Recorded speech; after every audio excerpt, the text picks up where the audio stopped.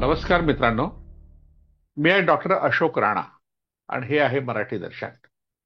गुढीपाडव्याच्या निमित्ताने ज्या काही गोष्टी सांगितल्या जातात प्रसार माध्यमाच्या द्वारे, त्यात एक गोष्ट सांगितली जाते की ब्रह्मदेवाने जेव्हा सृष्टीची निर्मिती केली त्याचा पहिला दिवस म्हणून गुढीपाडवा हा सण साजरा होतो. आता यापूर्वीच्या अनेक भागामध्ये आपण पाहिलं होतं की शालिवाहन शकाचा प्रारंभ, ज्याला शालिवाहन शक म्हणतात, ते वास्तविक शालिवाहन शक नाहीये. कारण सातवाहन जे राजे होते त्यांना शालिवाहन हा शब्द वापरला जातो. तर त्यांचा जो प्रारंभ आहे, सिबुक सातवाहन यांचा पहिला राजा होता. याची ऐतिहासिक माहिती श्रीधर व्यंकटेश केतकर यांनी त्यांच्या प्राचीन महाराष्ट्र सातवाहन पर्व, कारण महाराष्ट्राचे ते पहिले राजे होते, महाराष्ट्राचे आद्य राजवंश म्हणून सातवाहनांचा उल्लेख येतो. सालाहन असा त्यांचा प्राकृत भाषेत उल्लेख येतो. त्याचा अपभ्रंश शालिवाहन असा झालाय. आणि शाली शब्दाचा अर्थ तांदूळ असा होतो, म्हणून तांदळाच्या भाताचं गाडं तयार करण्याची कथा ही पैठण या गावाशी संबंधित आहे. तर हे सगळे अपभ्रंश किंवा अनेक प्रकारचे गैरसमज शब्दाच्या अर्थातून निघाल्यात. तर गुढीपाडव्याशी संबंधित ज्या काही कथा किंवा मिथकं आहेत, त्यात एक महत्वाचं मिथक आहे की गुढीपाडवा हा वर्षारंभ आहे, पण हा निवड वर्षारंभ नाही. तर हा ब्रह्मदेवाचा पहिला दिवस, ब्रह्मदेवाने सृष्टी निर्माण केली, त्याचा पहिला दिवस म्हणून याच्याकडे पाहिलं जातं. तशा प्रकारची माहिती प्रसार माध्यमाच्या द्वारे आपल्यापर्यंत पोहोचते. आता प्रश्न आहे की ब्रह्मदेवाने सृष्टी निर्माण केली की नाही, त्याबद्दलची काय माहिती पुराणांनी लिहिली आहे किंवा वैदिक ग्रंथामध्ये त्यामध्ये कोणत्या प्रकारची माहिती आहे. वैदिक ग्रंथांमध्ये ऋग्वेद हा सगळ्यात प्राचीन मानला जातो. त्याचा जो काळ आहे अभ्यासकांनी ठरवला तो इसवी सनापूर्व 1500 ते इसवी सनापूर्व 1000, असा साधारणतः 500 ते 1000 वर्षाचा काळ, 1000 वर्षाचा काळ त्याचा काही लोकांनी मानला, काही लोकांनी 500 वर्षाचा काळ मानला. आपले जे तर्कतीर्थ लक्ष्मण शास्त्री जोशी आहेत त्यांनी इसवी सनापूर्व 1300 ते इसवी सनापूर्व 800 हा काळ असा, पुन्हा तो 500 वर्षाचा जवळपास येतो. या 500 वर्षात ऋग्वेदाची निर्मिती झाली. या ऋग्वेदामध्ये जी मंडल आहेत, जे मंडल म्हणजे अध्याय किंवा प्रकरण म्हणू आपण त्याला, त्याला मंडल हा शब्द वापरण्यात येतो. 10 मंडल आहेत. त्यातलं पहिलं मंडल आणि शेवटली 9 आणि 10 ही दोन मंडलं ही नंतरची आहेत, त्याला अर्वाचीन म्हणतात. आणि 2 पासून तर 8 पर्यंतची मंडल ही प्राचीन आहेत. तर त्यामुळे मग त्याचा काळ हा 500 वर्षाचा जो आपण मानला रचनेचा, तर शेवटल्या काळामध्ये जी मंडलं निर्माण झाली ती पहिला आणि 8वा, 9वा आणि 10वं, 2 ते 8 ही प्राचीन आहेत. तर ऋग्वेदाचा जो प्रारंभ झाला रचनेचा काळ, तो सरस्वती नदीच्या काठावर झाला. आणि ही सरस्वती नदी भारतात शोधण्याचा प्रयत्न बऱ्याच वर्षापासून RSSचे लोक करतायत, त्यांना काही सापडत नाही. पण भारतामध्ये असे काही प्रवाह आहेत, 22 प्रवाह आहेत, तर त्यांना सरस्वती म्हटलं जातं. पण सरस्वती शब्दाचा अर्थ नुसता प्रवाह असा होत नाही. ती प्रवाहवती आहेत. साध्या प्रवाहांना आपण सरस्वती म्हणू शकत नाही. प्रवाहवती अशी नदी, ही नदी देवता जी आहे ती हेल्मंड नदी जी आहे अफगाणिस्तानमधली, तिच्याबद्दल बहुतेक अभ्यासकांचं एकमत आहे की तीच ऋग्वेदातल्या ऋषींची सरस्वती आहे. तिचं प्राचीन नाव जे आहे पर्शियन भाषेतलं ते हरकवती आहे. पर्शियन भाषेमध्ये स हा वर्ण नसल्यामुळे सच्या त्यांनी ह वापरला. मग त्यांना सरस्वती म्हणायचं असेल तर ते हरकवती म्हणतात, त्यांना सिंधू म्हणायचं असेल तर ते हिंदू म्हणतात, त्यांना सप्त म्हणायचं असेल तर ते हप्त म्हणतात, त्यांना सोम म्हणायचं असेल ते होम म्हणतात. तर अशा तऱ्हेने सच्या ठिकाणी ह येणे ही जुन्या पारशी भाषेची एक प्रवृत्ती होती. आताच्या पारशी भाषेत स हा वर्ण आहे. हे पारशी भाषेचे 3 टप्पे जे मानले गेले आहेत, सर्वात प्राचीन जो टप्पा आहे त्याच्यामध्ये अशा तऱ्हेने सवर्ण नव्हता. म्हणजे सिंधू शब्दाचा अर्थ, उच्चार हा हिंदू केल्यामुळे की हिंदुव केल्यामुळे हिंदू हा शब्द तयार झाला. त्याला कारणीभूत पारशी भाषा, पारशी लोक आहेत असं अभ्यासक मानतात आणि बहुतेकाला ते मान्य आहे. तो काही आता वादाचा मुद्दा राहिला नाही.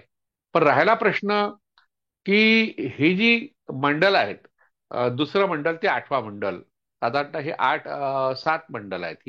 ही 7 मंडल ही अफगाणिस्तानमध्ये आज जी हेल्मंड नदी आहे तिच्या काठावर रचली गेली, कारण तिला हरकवती त्या काळात म्हटलं जात होतं. आणि त्या ठिकाणी त्या नदीच्या काठावर अनाहिता नावाच्या एका प्राचीन पर्शियन मातृदेवतेची मूर्ती आहे. तर ही अनाहिता जी आहे ती इराणमध्ये बऱ्याच ठिकाणी तिची मंदिरं होती. आणि ज्या ज्या ठिकाणी पारशी जे राजे होते त्यांच्या राज्यारोहणाचा सोहळा दाखवणारी जी चित्र किंवा शिल्प आहेत त्यामध्ये अनाहिता ही त्यांची मुख्य देवता म्हटलेला आहे. इराणमधलं बिसापूर नावाचं जे गाव आहे त्या ठिकाणी तिचं मंदिर होतं. पण अयातुल्ला खोमेनी यांनी जे इस्लामिक रिव्हॉल्युशन म्हटलंय त्यांनी 1979 मध्ये जो प्रकार त्यांनी केला त्यामुळे अनेक जुन्या आठवणी जुने स्मारकं ही नष्ट केली. त्यात ते बिसापूरचं जे अनाहितेचं मंदिर नष्ट झालं. म्हणजे अशा तऱ्हेने सरस्वतीचं मूळ हे अनाहितेत आहे. इराकमध्येही तिची मंदिरं किंवा शिल्प आहेत. आणि इजिप्तमध्ये म्हणजे हा जो मोठा मध्य आशियाचा परिसर आहे इजिप्त हा आशिया खंडाचा भाग नाहीये. तो आफ्रिका खंडाचा भाग आहे. पण लागून आहे इराकला म्हणून इराकवर त्याचा प्रभाव आहे. इराकमध्ये बॅबिलोनियन संस्कृती होती, असिरियन संस्कृती होती, त्याला मेसोपोटेमियन संस्कृती आपण म्हणतो.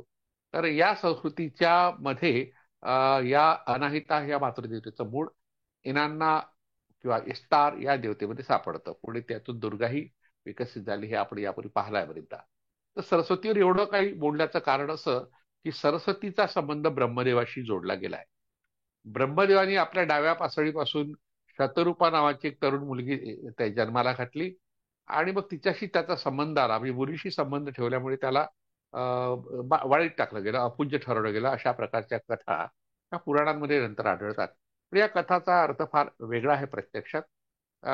पुराणांमध्ये हा ब्रह्मदेव नावाचा एक देव हा प्रस्थापित झाला.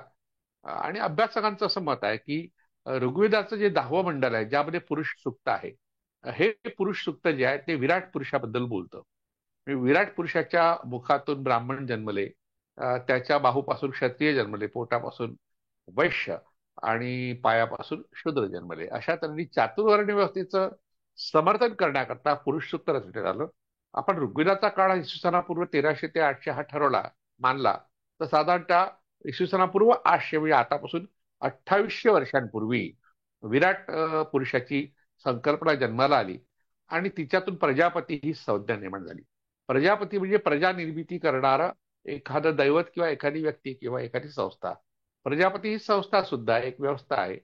तर ह्या प्रजापती व्यवस्थेतून पुराणांनी पुढे ब्रह्मदेव नावाचं दैवत निर्माण केलं.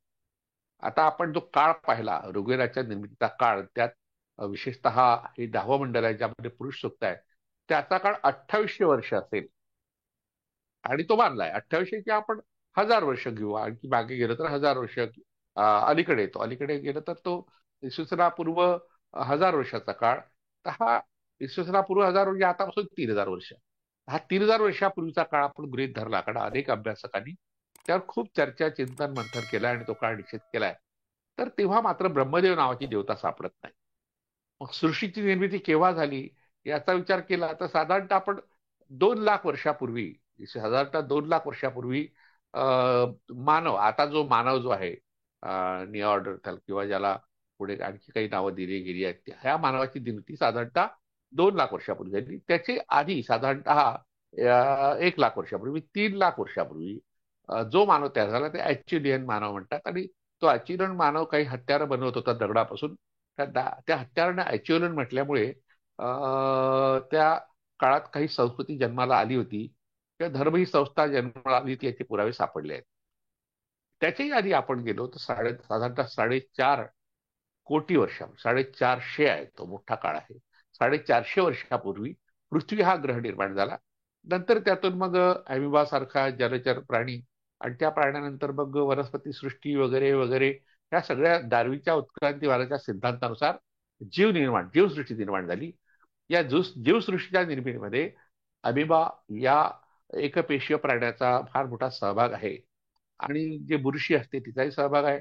वाळवी ज्याला आपण म्हणतो त्या वाळवीपासून मग माती तयार झाली आणि पुढे मग अनेक प्राणी जन्माला आले, अनेक जीव जन्माला आले. आता या सगळ्या प्रक्रियेमध्ये ब्रह्मदेव कुठेच नाहीये. आणि ज्या 3000 वर्षापूर्वीच्या ऋग्वेदामध्ये ब्रह्मदेवाचा पत्ताच नाहीये. मग तो सृष्टी निर्माण करणारा झाला कसा, त्याला ते प्रस्थापित का केलं गेलं आणि गुढीपाडव्याला त्याचे संबंध त्याच्याशी का जोडलं गेलं हे अनेक प्रश्न आपल्या मनात निर्माण होतात. त्या प्रश्नांची उत्तर शोधण्याकरता आपल्याला पुन्हा अभ्यासकांकडे जावं लागतं. तर भारतीय संस्कृती कोश नावाचा एक कोश आहे. हा पंडित महादेव शास्त्री जोशी यांनी सिद्ध केलाय. तर या कोशाचा हा भाग आहे, भाग तिसरा. तिसरा नाही, 6वा भाग आहे. या 6व्या भागामध्ये ब्रह्मदेवाची माहिती आपल्याला सापडते. 312 पेजेस पासून पुढे सापडते. त्याच्या आधी ब्रह्म ही संकल्पना, त्याविषयी माहिती त्याच्या आधी आहे. ब्रह्मदेव यावर स्वतंत्र टिप्पणी यात नाही आहे. जे आहे ते फार संक्षिप्त आहे. पण ब्रह्मा नावानी एक टिपण आहे. ते आता जे पेज तुम्हाला दाखवलं मी आता, 312, त्याचे आधी आपण मागे थोडस गेलो तर ब्रह्म ही संकल्पना जी आहे 296 पानापर्यंत आहे. तर हे आपण पाहू शकता. म्हणजे मी हे संदर्भ यासाठी देतो की कुणालाही त्याचा अभ्यास करायचा असेल तर हे मुळात आपण पाहायला पाहिजे.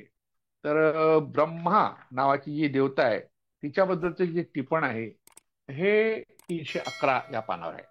आता ही संदर्भ यासाठी मी दिले. या लोकांनी खूप मेहनत केलेली आहे, संशोधन केली आहे. आणि त्यांनी मग ब्रह्मदेव नावाचा देव किंवा ब्रह्मा विष्णू महेश, आपण त्रिदेव म्हणून ज्यांना संबोधतो.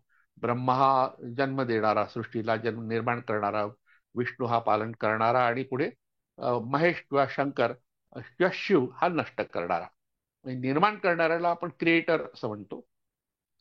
आणि किंवा गॉड हा जो शब्द आहे त्याबद्दल तसं अभ्यासकांचं मत आहे की गॉड म्हणजे GOD, ह्या 3 अक्षरापासून गॉड शब्द तयार झाला. त्यातला जी जो शब्द आहे त्याचा अर्थ जनरेटर असा होतो. जनरेटर म्हणजे निर्मिती करणारा.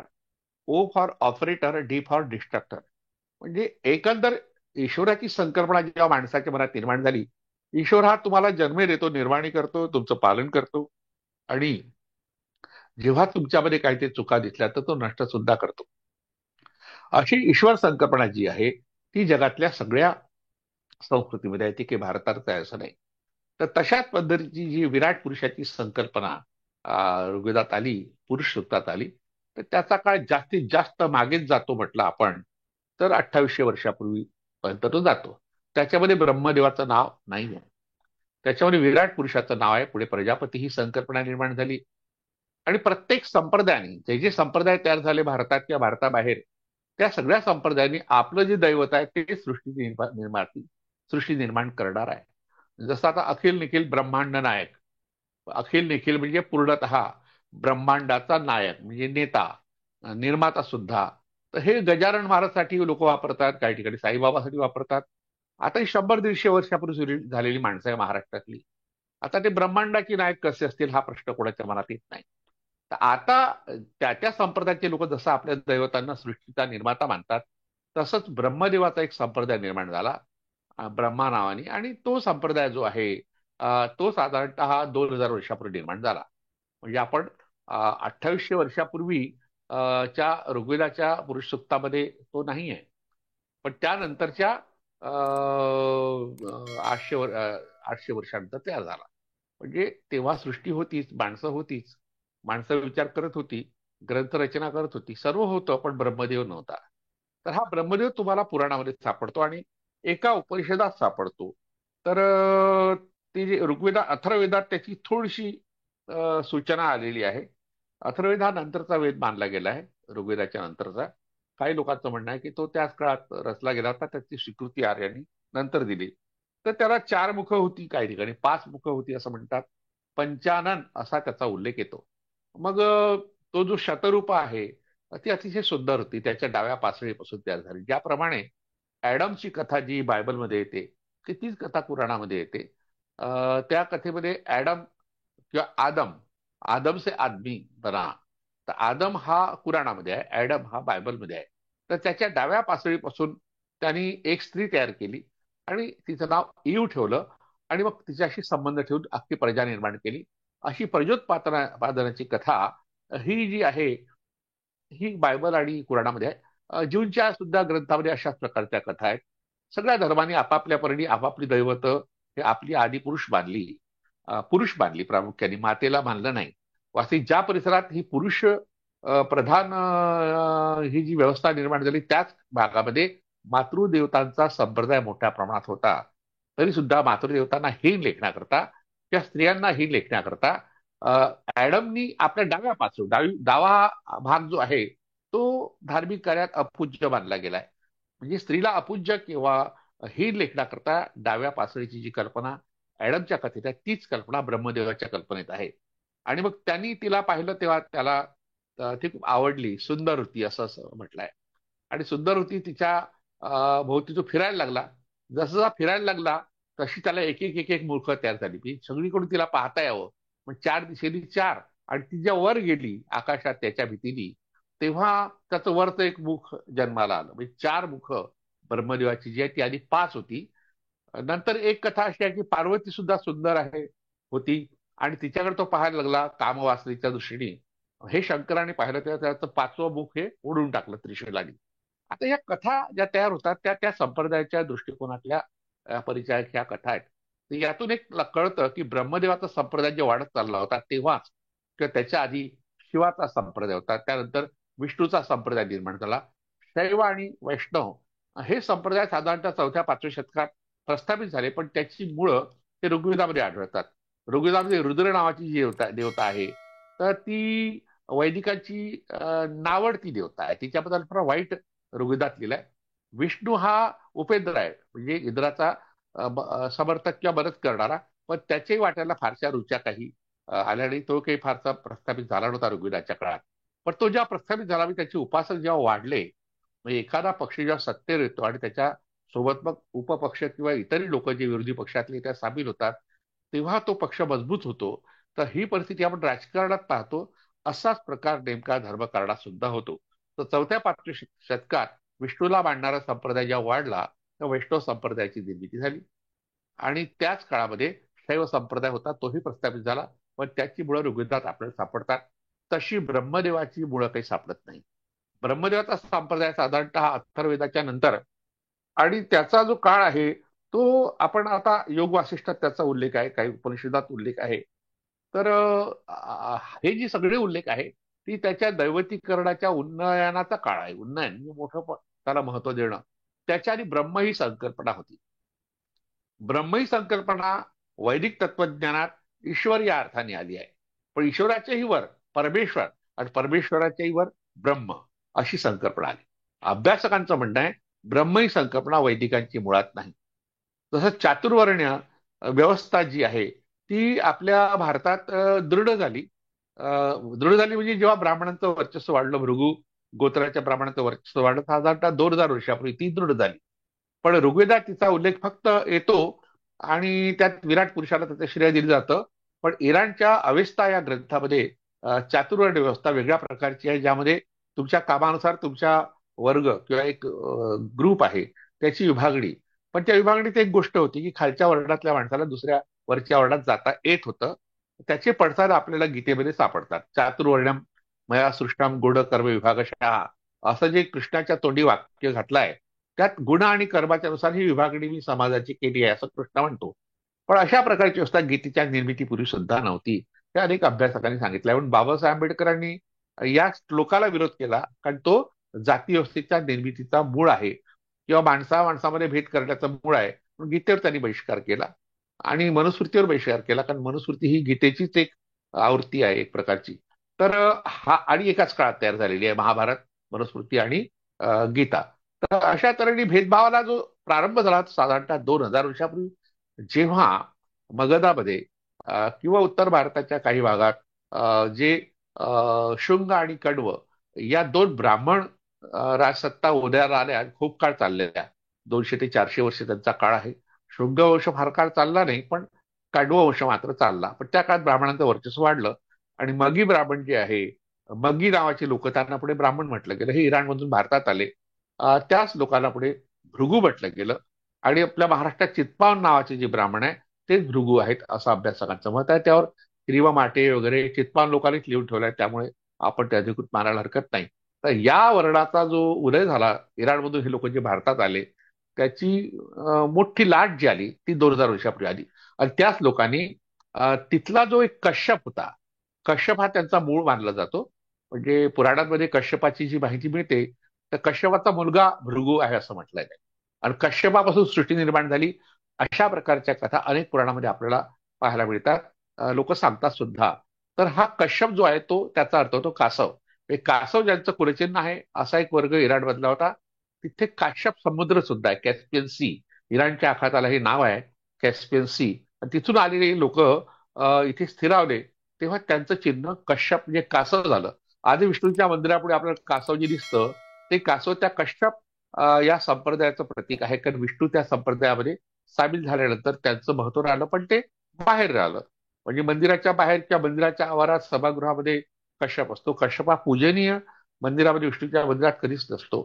तर जसं शिवाच्या मंदिरात नंदी असतो, नंदी मंडप हा एक स्वतंत्र प्रकार आपण दक्षिण भारतातल्या बहुतेक मंदिरामध्ये पाहिला, की मंदिराच्या बाहेर नंदीचं स्वतंत्र मंदिर म्हणतात असतं, त्याला नंदी मंडप म्हणतात. किंवा आपल्या महाराष्ट्रामध्ये शिवालयाच्या बाहेर नंदी असतो. तर नंदी जसा असतो तसा विष्णूचा कश्यप. काही ठिकाणी विष्णूचा गरुड. गरुड हे त्याचं पुढलं प्रतीक मानलं गेलं. त्यावर केव्हा तरी आपण विस्तृत चर्चा करू. आजचा आपला विषय ब्रह्मदेवाशी संबंधित आहे. तर कश्यपाचा एक संप्रदाय प्रभावी होता, तेव्हा कश्यपापासून सृष्टी निर्माण झाली, अशा प्रकारच्या कथा शैव आणि वैष्णव ह्या दोन्ही पुराणामध्ये आपल्याला आढळतात. मग दिती अदिती वगैरे त्याच्या काही बायका आणि सृष्टी निर्मिती त्यांनी केली, म्हणजे झाडे त्यांनी निर्माण केली, पक्षी निर्माण केले, जनावरं केले, दैत्य केले आणि देव सुद्धा केले. सूर आणि असुर या दोघांची निर्मिती कश्यपाने केली. अशा प्रकारच्या कथा आपल्याला काय ऐकायला मिळतात. कारण त्यांचा प्रभाव ज्या काळात होता त्या काळामध्ये पुराणं रचली गेली. पण नंतरच्या काळात ब्रह्मदेव हा फार महत्वाचा वाटला.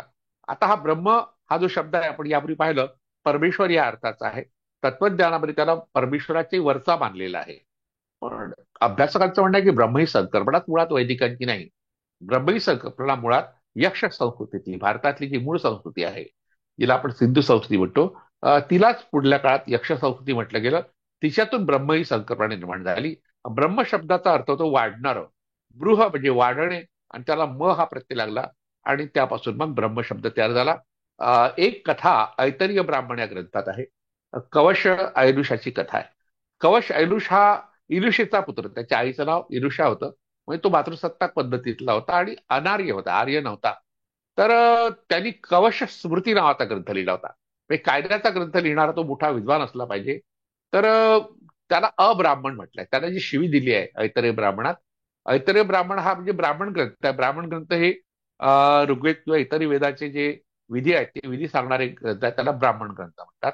अरण्यात लिहिले गेलेले आरण्यक आणि गुरुच्या जवळ बसून सांगितलेली गोष्ट म्हणजे उपनिषद, अशा तऱ्हेने वैदिकांच्या ग्रंथांची ही नावं आहेत. ऐतरेय ब्राह्मणात त्याला अब्राह्मण कितव म्हणजे जुगारी, म्हणजे तू ब्राह्मण नाहीस, हीन आहेस, असं ब्राह्मणांनी म्हटलं. आणि त्यांनी हा ग्रंथ लिहिला म्हणा किंवा त्यांनी विद्वानांच्या सोबत चर्चा केली किंवा वाद केला असेल, म्हणजे त्याला सरस्वती नदीच्या काठावर, आता हा फार महत्वाचा संदर्भ आहे, सरस्वती नदीच्या काठावर त्याला झाडाला बांधण्यात आलं. पाणी समोर होतं, पण त्याला पाणी मिळू नये, फक्त पाणी पाहता पाहता त्याचा मृत्यू यावा, अशा प्रकारचं कट कारस्थान त्या काळातल्या ब्राह्मणांनी केलं. आणि अर्थात ही सरस्वतीची गोष्ट आहे, म्हणजे अफगाणिस्तानची कथा आहे, भारतातली नाही. पण या कवश ऐलुषाला पाणी वळवण्याची कला होती. आणि पाणी वळवणे म्हणजे आपल्यापर्यंत पाणी आणणे, म्हणजे ओलिताची शेती करणारे जे माळी लोक आहेत, ते पाणी कसं वळवावं, किंवा आपल्याकडे ओलिताची शेती करणारा वर्ग अनेक जातीमध्ये आहे. तर हे लोक सुद्धा पाणी कसं वळवावं, पाटाचं पाणी वगैरे शब्द आपण ऐकलेले आहेत, पाट कसे तयार करावेत, तर ही कला त्याला अवगत असल्यामुळे तो वाचला, अशी कथा ऐतरेय ब्राह्मण ग्रंथात आहे. आणि हे जे ब्रह्म आहे म्हणजे हे पाणी वळवण्याची कला, त्याला अपोनप्रिय प्रिय ब्रह्म, अपोनत प्रिय ब्रह्म म्हणजे पाणी वळवण्याची कला. ब्रह्म हा शब्द या ठिकाणी कला या अर्थाने आला. ब्रह्म शब्द अनेक अर्थाने आहे. पाणी या अर्थाने येतो, अन्न या अर्थाने येतो, झाड या अर्थाने येतो म्हणजे पाणी वाढलं म्हणजे ब्रह्म, अन्न वाढलं पीक आलं म्हणजे ब्रह्म, झाडं वाढली म्हणजे ब्रह्म, असा हा व्यापक अर्थाचा जो शब्द आहे तो यक्ष संस्कृतीतून आलाय. यक्ष संस्कृती ही वृक्ष पूजेची संस्कृती होती, निसर्ग पूजेची संस्कृती होती.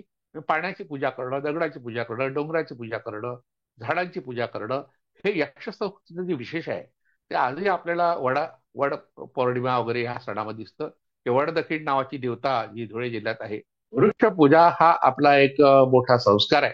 त्यातून ब्रह्मशब्द तयार झाला. या ब्रह्मशब्दाची लोकप्रियता पाहून ब्रह्म ही संकल्पना वैदिकांनी स्वीकारली, त्याला ईश्वराच्याही वरचं मानलं. याचा अर्थ दोन परस्पर विरोधी संस्कृतीचा मेळ झाला, पण पुराणांनी मात्र त्याला देव करून टाकलं आणि तो सृष्टीचा निर्माता असं म्हणतात. म्हणजे ऋग्वेदामध्ये त्याचा पत्ताही नाही, उपनिषदामध्ये सुद्धा नाही, ब्राह्मण ग्रंथामध्ये सुद्धा तो सापडत नाही. पण नंतर उपनिषदामध्ये मुंडक उपनिषदात त्याचा उल्लेख येतो. महाभारतात त्याचा उल्लेख येतो. महाभारताचा काळ इसवी सनाचं पहिलं शतक हा अभ्यासकांनी मानलाय. काही लोकांनी त्याला चौथं शतक सुद्धा म्हटलंय. साधारणतः 1,500 ते 2,000 वर्षापूर्वी महाभारताची रचना झाली. या काळामध्ये ब्रह्मदेव आपल्याला सापडतो. म्हणजे वैदिकांनी अवैदिकांच्याच किंवा अनार्यांच्याच ब्रह्म या संकल्पनेचा विस्तार करून आपल्या दैवताचं नाव दिलं. म्हणजे कश्यप मागे पडला, प्रजापती मागे पडला आणि ब्रह्मदेव मात्र पुढे आला. आता हे सगळं होत असताना म्हणजे हा काळ 2,000 वर्षापूर्वीचा आहे. तर 1,500 वर्षापूर्वी जो वैष्णव संप्रदाय वाढला, गुप्त राजे जे होते, 4थ्या-5व्या शतकात ज्यांचा उदय झाला, आपल्या महाराष्ट्रात ते वाकाटक राज्य होते, विदर्भात आणि महाराष्ट्राच्या काही भागात, ज्यांचा सहभाग अजिंठ्याच्या लेणीच्या निर्मितीत आहे किंवा काही प्रमाणात वेरूळच्या लेणीमध्ये त्यांचा सहभाग आहे. वेरूळ लेणी प्रामुख्याने राष्ट्रकूटाच्या काळात 8व्या शतकात तयार झालं. पण अजिंठ्याच्या लेण्यामध्ये ज्यांचा सहभाग असे वाकाटक आणि उत्तर भारतातले गुप्त यांचं एक नातं होतं. कारण प्रभावती राज्य गुप्त ही इथल्या एका रुद्रसेन नावाच्या वाकाटक राजाला दिली होती. वाकाटक राजे हे शैव होते आणि गुप्त राजे वैष्णव होते. शैव आणि वैष्णवाचा संगम जो झाला 4थ्या-5व्या शतकात, तर त्या काळामध्ये शिव हे जे दैवत आहे हे पुढे आलं. म्हणजे आधी होतच नव्हतं असं नाही. त्यांच्यातला संघर्ष आला.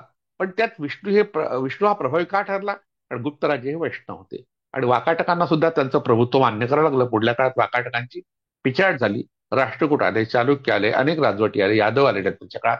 तर रामदेवराय यादव सुद्धा जो होता, यादव राजे हे एकीकडे शैव होते पण दुसरीकडे कृष्णाला सुद्धा मानत होते. यादव हे कृष्णाला मानतात. तर विष्णूचं महत्व वाढल्यावर मग वेगळी कथा तयार झाली.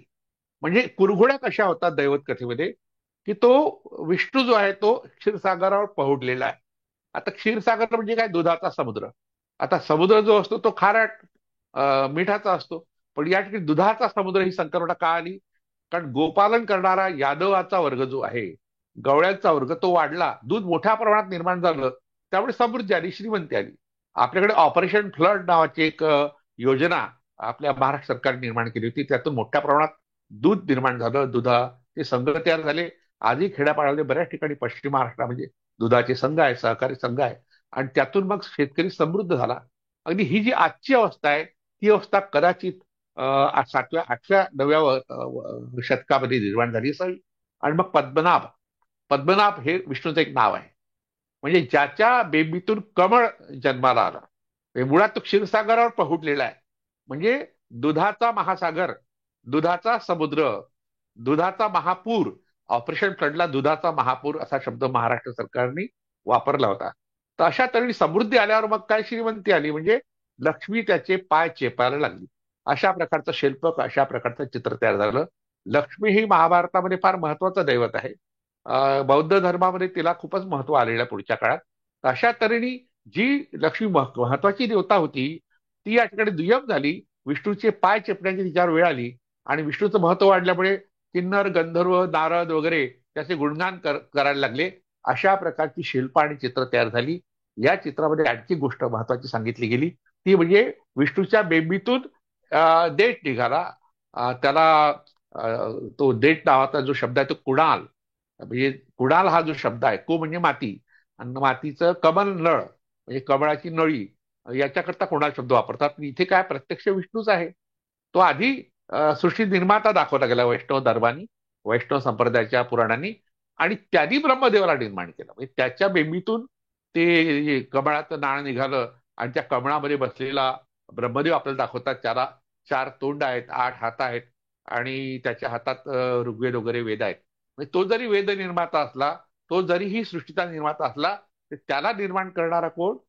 विष्णू आहे. म्हणजे ज्या ज्या संप्रदायाची महती वाढली तेव्हा त्याचे जे समर्थक पुराणकार होते, पुराण ग्रंथ निर्माण करणारे किंवा पुराण सांगणारे पुराण ग्रंथ निर्माण करणाऱ्यामध्ये शूद्रांचा सहभाग मोठ्या प्रमाणात आहे. सूत, चारण, मागध, दंदी, कुशीलव ह्या ज्या जमाती होत्या, या जमातींनी पुराणांची निर्मिती केली. पण ब्राह्मणांनी आपल्या पोटा पाण्यासाठी मंदिरामध्ये जे वाचायला सुरुवात केली त्याचं संस्कृत रूपांतर केलं. तेव्हा जो संप्रदाय वर असेल त्या संप्रदायाची बाजू घ्यायची.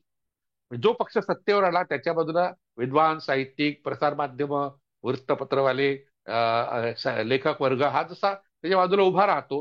म्हणजे आपण पाहिलं की अनेक टीव्ही चॅनलचे लोक इकडून तिकडे जातात किंवा अनेक राजकीय पक्षाचे प्रवक्ते दुसऱ्या पक्षात जातात.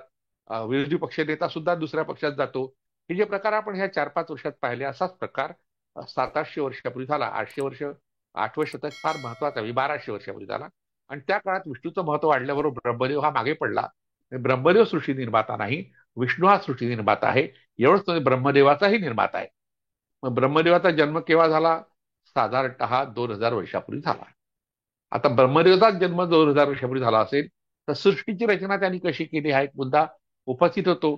याचा अर्थ अभिनिवेश, सांप्रदायिक अभिनिवेश आणि सांप्रदायिक कुरघोड्या याचा इतिहास म्हणजे पुराणांचा इतिहास आहे. आणि हा जो ब्रह्मदेवाचा दिवस आहे गुढीपाडवा, हा कसा काय असेल? कारण गुढीपाडव्याचा उल्लेख किंवा तशा प्रकारचा एक उत्सव इंद्रमह झाला म्हटलाय कॉम्रेड शरद पाटलांनी. त्याचा उल्लेख म्हटला की ऋग्वेदामध्ये त्याचा उल्लेख आहे.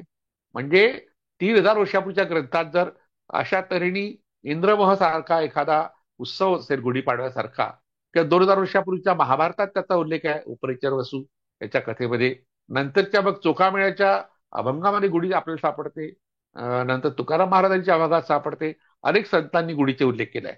आता काही लोकांनी प्रश्न असा विचारलाय, गुढी म्हणजे ह्या बांबूवर लोटा ठेवण्याची प्रथा? एवढंच नाही, गुढीचा अर्थ ध्वज असा होतो, काठी असा होतो, आपण यापूर्वी पाहिलं. किंवा यापूर्वीच्या भागामध्ये आपण जेव्हा सावंगा विठोबा या गावात, अमरावती जिल्ह्याच्या गावात ज्या गुढी उभारतात, तो यक्षपूजेचा अवशेष आहे. हे फार महत्वाचं आहे. आणि राचिन ढेरे यांनी त्यांच्या या लोकदैवतांच्या विश्वामध्ये एक कृष्णाची कथा सांगितली. ती यक्षपूजेच्या विरोधातली कथा आहे. कालिया मर्दनाची कथा म्हणजे नागपूजेच्या विरोधातली कथा आहे. अशा तऱ्हेच्या कुरघोड्या जेव्हा होतात दोन संप्रदायामधल्या, त्याचं चित्रण किंवा त्याचं प्रतिबिंब पुराणामध्ये आपल्याला आढळतं. आणि म्हणून पुराणाचा अभ्यास करताना आपण या कथांचा अन्वय लावला पाहिजे. नाहीतर त्या जर खऱ्या मानल्या, त्याला इतिहास मानला, तर खूप घोळ होऊ शकतो. असाच घोळ सध्या गुढीपाडव्याच्या संबंधित चालू आहे. तो घोळ संपावा यासाठी पण ब्रह्मदेवाच्या जन्माची कथा या ठिकाणी घेतली. विस्ताराने घेता आली ती, पण तेवढा वेळ आपल्याकडे नाही आहे. पण ज्यांना अभ्यास करायचा आहे त्यांनी किमान हा जो कोश आहे महादेव शास्त्री जोशी यांनी तयार केलेला, आणि हा 10 भागात आहे. त्यातल्या 6व्या भागात मी जे पेज नंबर तुम्हाला सांगितलं, पेज नंबर 311 ही गोष्ट आली आहे, फार विस्तृत आलेली आहे. आणि त्याचा आणखी अभ्यास करायचा असेल, तिथी उपनिषद, तिथी पुराण आपण वाचली पाहिजे. ब्रह्मदेवाचा जन्म केव्हा झाला हे आपल्याला कळेल. पण साधारणतः या सगळ्या माहितीतून एवढं कळतं की 2000 वर्षापूर्वी ब्रह्मदेव ही देवता तयार झाली. ब्रह्मा त्याला म्हटलं गेलं. नंतर त्याची युती विष्णूशी झाली आणि शैव ह्या 3 संप्रदायाशी युती झाली. आता एक मुख्यमंत्री, 2 उपमुख्यमंत्री आपल्याला पाहायला मिळतात. जेव्हा विष्णूचं महत्व वाढलं, विष्णूचं तोंड मध्ये दाखवतात, शिवाचं तोंड बाजूला दाखवतात, बाजूला ब्रह्मदेव. म्हणजे आता एक मुख्यमंत्री, 2 उपमुख्यमंत्री, ही जी अवस्था, राजकीय अवस्था आहे, अशीच अवस्था साधारणतः 5व्या-6व्या शतकामध्ये भारतात निर्माण झाली. त्यातून ब्रह्मा विष्णू महेश ही संकल्पना निर्माण झाली. पण याच्यामध्ये एक गोष्ट झाली की विष्णूला पालकत्व दिलं गेलं, तो आपला पालकमंत्री झाला. म्हणजे तो सकारात्मक दृष्टी त्याच्याकडे पाहायला गेलं. आणि ही पुराणे निर्माण करणारे विष्णूचे समर्थक होते. आणि शिवाला मात्र डिस्ट्रक्टर, डिस्ट्रॉयर, विनाशकारी, संहारक असं रूप दिलं गेलं. हा सगळा प्रकार 8व्या शतकात प्रामुख्याने झाला. म्हणजे आपण मुंबईला घारापुरी लेणी ज्या पाहतो, त्या घारापुरी लेणी ज्या आहे ते वज्रयान पंथाच्या असं काही लोक म्हणतात, पण त्या पाशुपत संप्रदायातल्या आहे. त्या पाशुपत संप्रदायामध्ये शिवाची 3 रूपं मानली गेली आहे. ब्रह्मदेव तर गायब आहे, विष्णू गायब आहे, शिवाची 3 रूप आहे. तोच निर्माण करताय, तोच पालन करताय, आणि तोच संहारक आहे. तर हे जे सद्योजात वगैरे रूप जी आहेत घारापुरीच्या लेणीची, ज्याला आपण एलिफंटा केव म्हणतो, तर ते पाशुपत संप्रदायातली आहे. हे कारण पाशुपत संप्रदायाबद्दल आपण माहिती पाहू तेव्हा आपल्याला कळेल. तर आपल्याला हे कळलं पाहिजे की धर्म ही संस्था कशी निर्माण झाली, त्या संप्रदाय कसे निर्माण झाले, सांप्रदायिक अभिनिवेश कसा निर्माण झाला, सांप्रदायिक कुरघोड्या कशा निर्माण झाल्या, एका दैवताला बदनाम करण्याकरता दुसऱ्या दैवताचं महत्व कसं झालं, हे समजणं फार आवश्यक आहे. याला मिथक चिकित्सा म्हणतात. आपण मराठी दर्शन या युट्यूब चॅनलच्या निमित्ताने मिथक चिकित्सा करतो आहोत. आणि मिथकांमुळे अनेक प्रश्न निर्माण झाले आहेत. आपण जे प्रश्न समजून घेतले, तर ह्या प्रश्नावर उपाय मिळू शकतो, त्याचं समाधान होऊ शकतं, या या समस्या नाहीशा होऊ शकतात, असं माझं मत गेल्या काही वर्षात, 25-30 वर्षात झालेलं आहे. तर त्यामुळे एक संधी आहे आपल्याला हे सगळं समजून घेण्याची. आपण या सणांच्या निमित्ताने म्हणा की कोणत्याही निमित्ताने अशी चर्चा करीत राहू. आपले प्रश्न असतील तर आपण ते विचारू शकता. आपण त्या प्रश्नांची उत्तरं देण्याचाही प्रयत्न करू. अपसमज किंवा गैरसमज होता कामा नये. कारण काही लोक नकारात्मक अशा कॉमेंट करतात. थोडंसं वाईट मला यासाठी वाटतं. नकारात्मक कॉमेंट केल्यामुळे वाईट वाटत नाही, पण समजून न घेतल्याचं दुःख असतं. तर आपण हे समजून घ्यावं एवढी विनंती करतो आणि या ठिकाणी थांबतो. धन्यवाद.